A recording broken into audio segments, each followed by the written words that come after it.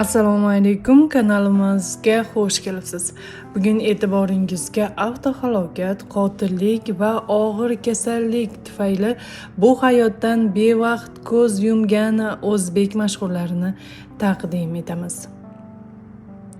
Aktyor Otabek G'aniyev, ya'ni Rayhon G'aniyevaning otasi 1985-yil 1-avgust sanasida 33 yoshida bu olamdan ko'z yumgan. Aktyor Zokir Mo'minov 2000-yil 38 yoshida bu olamdan ko'z yumgan. Xonanda Oxunjon Madaliyev 2000-yilning 29-iyun sanasida 37 yoshida vafot etgan. San'atkorning o'limi katta shov-shuvlarga sabab bo'lgan. Aktyor va qiziqchi Sobit Asomov 1996-yil 27-mart sanasida 37 yoshida olamdan ko'z yumgan. Xonanda Laylo Aliyeva 1998-yil 1-may kuni 23 yoshida mashhur hamkasblari qotilligining qurboni bo'lgan.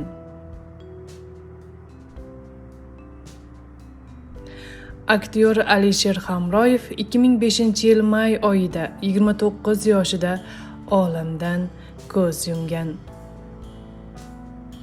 Aktyor, rejissor, Scan Multi taxallusi bilan ijod qilgan Iskandar A'zamov 2006-yil 23-iyunda 28 yoshida suiqasd qurboni bo'lgan.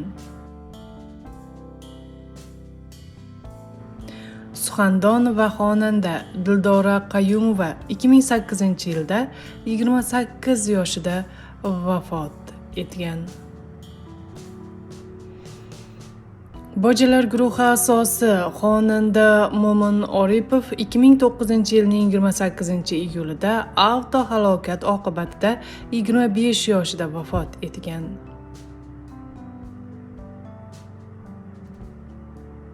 Radius 21 taxallusi bilan tanilgan xonanda Shahzod G'ulomov 2010-yilning 11-sentyabrida 29 yoshida avtohalokat sababli vafot etgan. Komik aktyor Shuhrat Nuraliyev 2017-yil 22-noyabr sanasida 37 yoshida vafot etgan.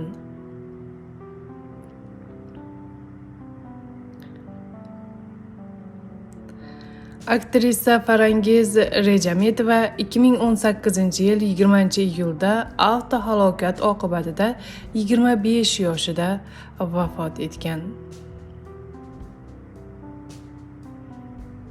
Aktrisa Gavhar Sharipova 2019-yilning 19-noyabrida 39 yoshida bu olamni tark etgan. Xonanda Jasur Rafiqov 2022-yilning 14-noyabrida saraton kasalligini boshdan kechirib, 31 yoshida bu olamni tark etdi. Bloger Farhod Mannopov 2023-yil 5-mart kuni 27 yoshida olamdan ko'z yumdi.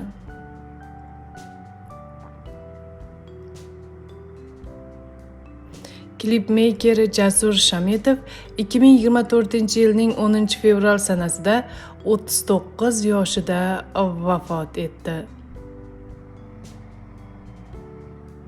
Xonanda Shirin Abdullayeva 2025-yil 15-fevral kuni 19 yoshida bu yorug' dunyoni tark etdi. O'tganlarning joylari jannatda bo'lsin.